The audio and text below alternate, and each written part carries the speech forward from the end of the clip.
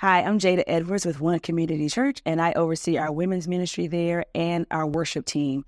I want to talk to you today about 2 Corinthians chapter 10, verse 5. It says, "We demolish arguments and every pretension that sets itself up against the knowledge of God, and we take captive every thought to make it obedient to Christ."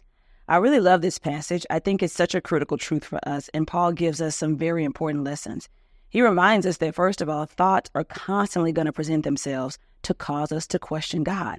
Like, this is the Christian life. Remember, he's talking to Christians at the church of Corinth. So even people who love Jesus and surrender their life to Christ, we're going to have times where we're wrestling with thinking that sets us against the truth of God. It could be pain in our life. It could be disappointment, a dream that never was fulfilled. All of those things can cause us to question who God is and what he really said about himself. He says the mind is where the battle really begins. That's the point of this passage. He knows that it's so tempting to spend all of our energy trying to correct our behavior when we haven't really addressed our beliefs. And the enemy would love that. He'd love you to just want to be kinder and more loving and give more and serve more. And you haven't shifted what your mind believes about God. We cannot have authentic intimacy with God until we uproot the thinking that's creating a barrier between us and who God wants us to be in him.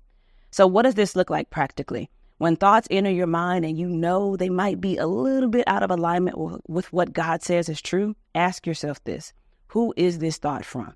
Is it from me, my own pain, my own disillusionment or disappointment? Is it from the enemy? Sometimes it's literally the enemy giving us ideas that have nothing to do with what God said. If it's from me or from the enemy, then I need to deal with it. I need to arrest it, put it into bondage, is what this verse says. So it does not have room to bear fruit in my life. Who is that thought from? And secondly, where is it taking me?